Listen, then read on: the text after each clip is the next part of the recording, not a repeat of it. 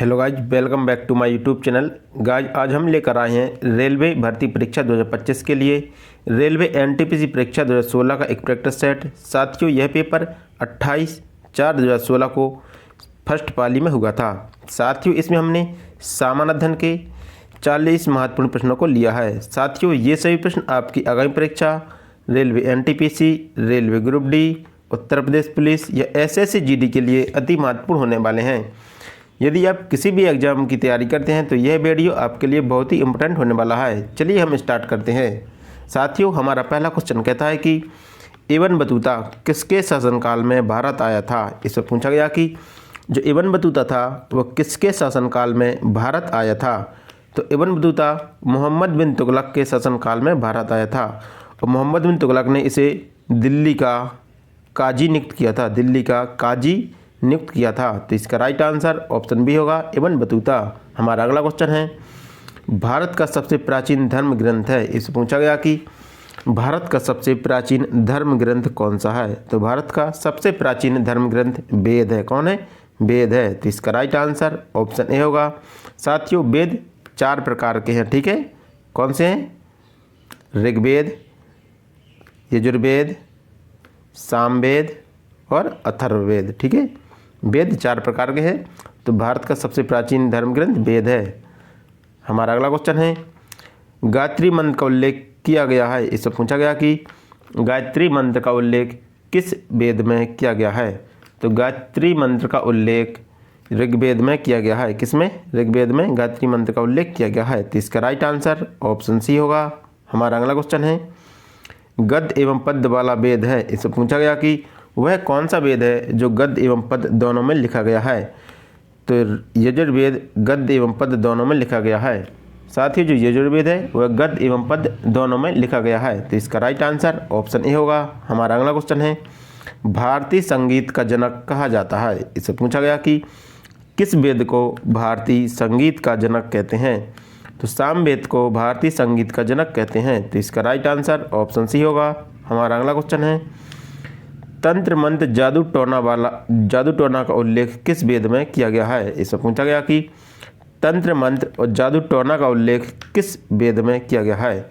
आपको बताना है। साथियों, बहुत ही अच्छा क्वेश्चन है। ऐसे क्वेश्चन बार बार रिपीट होते रहते हैं। तो आपको बताना है कि तंत्र मंत्र जादू टोना का उल्लेख किस वेद में किया गया है। तंत्र मंत्र का उल्लेख अथर्ववेद में किया गया है। तो इसका राइट आंसर ऑप्शन डी होगा। हमारा अगला क्वेश्चन है, मत्स्य पुराण संबंधित है। साथियों, आपको बताना है कि मत्स्य पुराण संबंधित है। साथियों, बहुत ही इंपॉर्टेंट क्वेश्चन है और इस प्रकार के प्रश्न अब परीक्षा में पूछे जाने लगे हैं कि मत्स्य पुराण किससे संबंधित है। तो मत्स्य पुराण आंध्र सातवाहन वंश से संबंधित है। तो इसका राइट आंसर ऑप्शन बी होगा। हमारा अगला क्वेश्चन है, सबसे प्राचीन स्मृति कौन सी है। इससे पूछा गया कि सबसे प्राचीन स्मृति कौन सी है। तो सबसे प्राचीन स्मृति मनुस्मृति है। कौन सी है? मनुस्मृति है। साथियों, मनुस्मृति का संबंध शुंग काल से है। कौन से? मनुस्मृति का संबंध शुंग काल से है और यह सबसे प्राचीन स्मृति है। तो इसका राइट आंसर ऑप्शन ए होगा। हमारा अगला क्वेश्चन है, नारद स्मृति का संबंध किस वंश से है। इससे पूछा गया कि जो नारद स्मृति है उसका संबंध किस वंश से है। तो नारद स्मृति का संबंध गुप्त वंश से है। तो इसका राइट आंसर ऑप्शन बी होगा। हमारा अगला क्वेश्चन है, मेगास्थनीज किसके दरबार में आया था।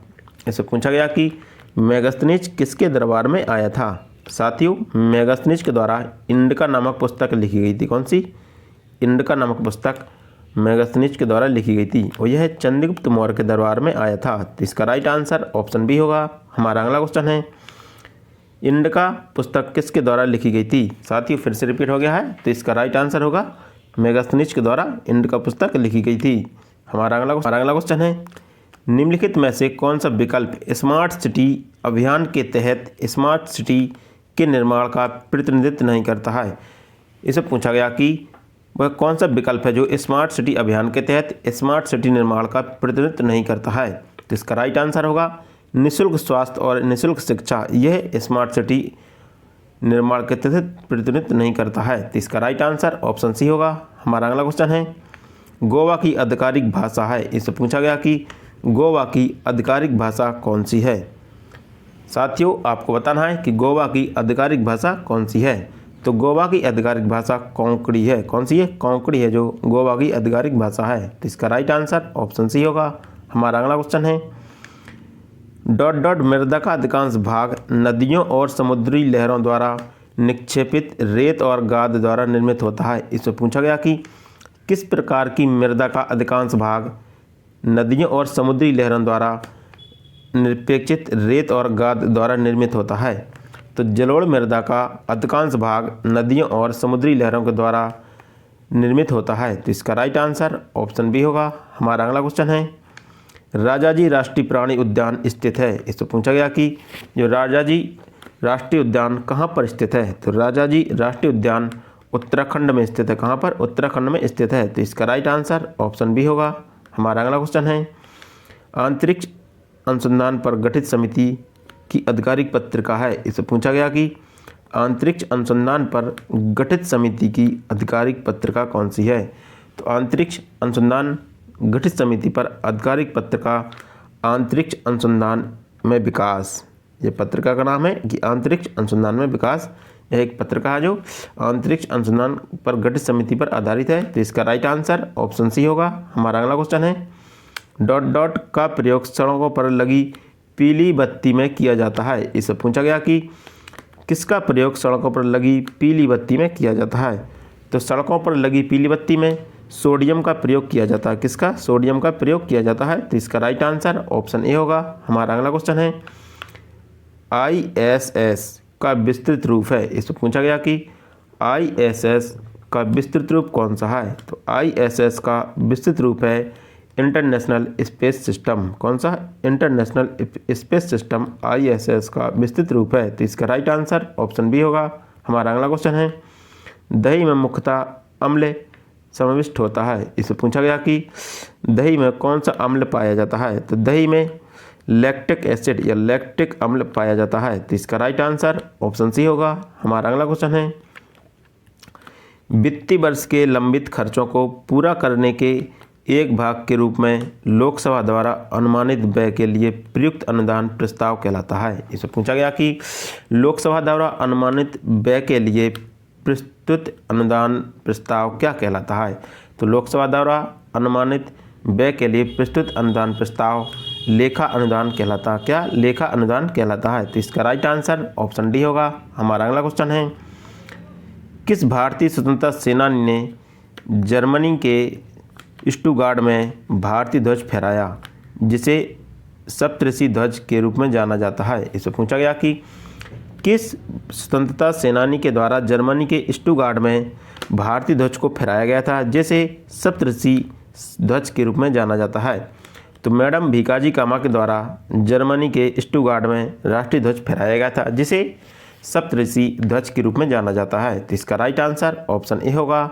हमारा अगला क्वेश्चन है निम्नलिखित में से कौन सा जन औषधि अभियान का मुख्य उद्देश्य नहीं है। इससे पूछा गया कि कौन सा जन औषधि अभियान का मुख्य उद्देश्य नहीं है।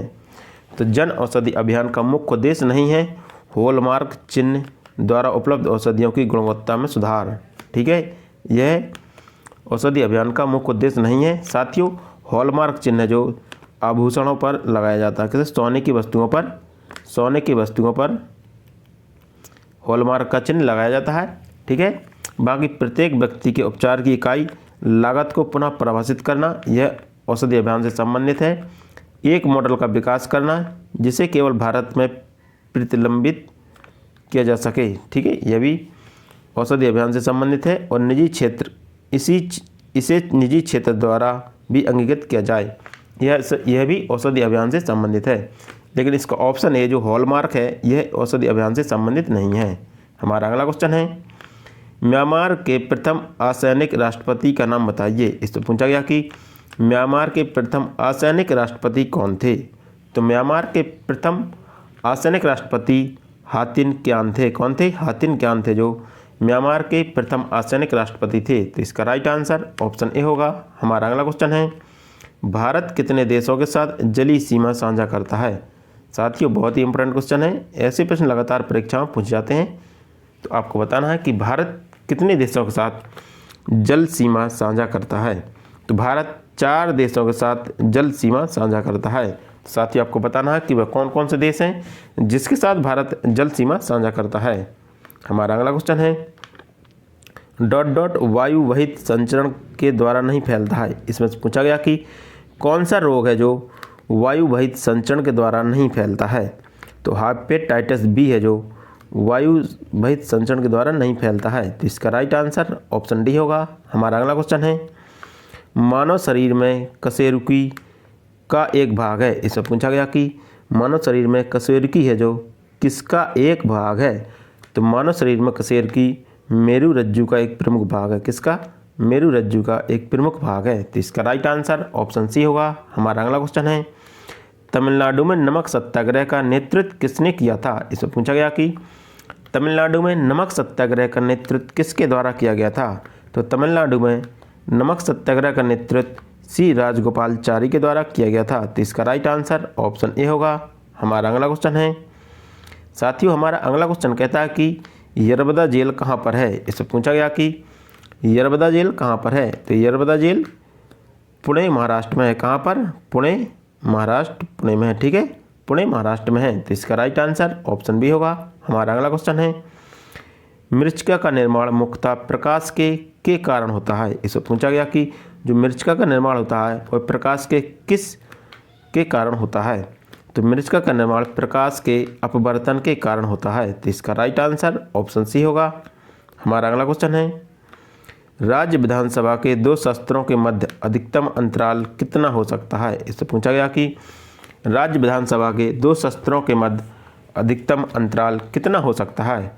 तो राज्य विधानसभा के दो सत्रों के मध्य अधिकतम अंतराल 6 महीने का हो सकता है। कितना? 6 महीने का हो सकता है। तो इसका राइट आंसर ऑप्शन बी होगा। हमारा अगला क्वेश्चन है साथियों, हमारा अगला क्वेश्चन कहता है कि डॉट डॉट का नियम गैसों से संबंधित नहीं है। इससे पूछा गया कि किसका नियम है जो गैसों से संबंधित नहीं है। तो जूल का नियम है जो गैसों से संबंधित नहीं है। बाकी वायल का नियम, अवागाद्रो का नियम और चार्ल्स का नियम ये गैसों से संबंधित है, लेकिन जूल का नियम है जो गैसों से संबंधित नहीं है। तो इसका राइट आंसर ऑप्शन बी होगा। हमारा अगला क्वेश्चन है डॉट डॉट के नियम के आधार पर वस्तुएं जल में तैरती हैं। इससे पूछा गया कि किस नियम के आधार पर वस्तुएं जल में तैरती हैं। आपको बताना है कि किसके नियम के आधार पर वस्तुएं जल में तैरती हैं। तो आर्किमिडीज के सिद्धांत के आधार पर वस्तुएं जल में तैरती हैं। तो इसका राइट आंसर ऑप्शन डी होगा। हमारा अगला क्वेश्चन है परिदर्शी परिस्कोप में का प्रयोग किया जाता है। इससे पूछा गया कि परिदर्शी या परिस्कोप में किसका प्रयोग किया जाता है।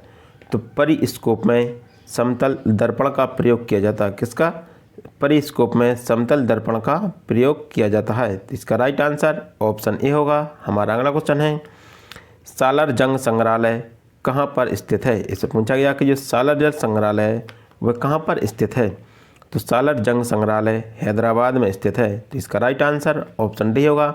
साथियों, हैदराबाद तेलंगाना की राजधानी है। कहाँ पर? कहाँ की? तेलंगाना की राजधानी हैदराबाद है और सालार जंग संग्रहालय हैदराबाद में स्थित है। हमारा अगला क्वेश्चन है निम्नलिखित में से कौन गोल्फ से संबंधित है। इससे पूछा गया कि कौन गोल्फ से संबंधित है। आपको बताना है कि कौन है जो गोल्फ से संबंधित है। तो ASP चौरसिया जो गोल्फ से संबंधित है। तो इसका राइट आंसर ऑप्शन सी होगा। हमारा अगला क्वेश्चन है गंगा की सहायक नदी नहीं है। इससे पूछा गया कि डॉट डॉट कौन सी है जो गंगा की सहायक नदी नहीं है। तो मानस नदी है जो गंगा की सहायक नदी नहीं है। साथियों, मानस नदी ब्रह्मपुत्र की सहायक नदी है। किसकी? जो मानस नदी है यह ब्रह्मपुत्र की सहायक नदी है। बाकी यमुना, गोमती और कोसी नदी ये गंगा की सहायक नदियां हैं। तो इसका राइट आंसर ऑप्शन डी होगा। हमारा अगला क्वेश्चन है सूर्य और पृथ्वी के मध्य, यहाँ पर होगा सूर्य, ठीक है, सूर्य और पृथ्वी के मध्य की अनुमानित दूरी कितनी है। इससे पूछा गया कि सूर्य और पृथ्वी के मध्य अनुमानित दूरी कितनी है। तो सूर्य और पृथ्वी के मध्य अनुमानित दूरी 14.96 गुणे 10 के ऊपर 7 किलोमीटर, 10 के ऊपर 10 की घात 7 किलोमीटर है। सूर्य और पृथ्वी के मध्य की अनुमानित दूरी है 14.96 गुणे 10 के ऊपर 7 किलोमीटर है। तो इसका राइट आंसर ऑप्शन बी होगा। हमारा अगला क्वेश्चन है निम्नलिखित में से कौन ऊर्जा का नवीकरणीय स्रोत नहीं है। इसमें पूछा गया कि कौन ऊर्जा का नवीकरणीय स्रोत नहीं है, तो कोयला है जो ऊर्जा का नवीकरणीय स्रोत नहीं है। बाकी सौर ऊर्जा, पवन ऊर्जा और महासागरीय लहरों के द्वारा उत्पन्न ऊर्जा एक ऐसा है ऊर्जा का नवीकरणीय स्रोत है, लेकिन कोयला है जो ऊर्जा का नवीकरणीय स्रोत नहीं है। तो इसका राइट आंसर ऑप्शन डी होगा।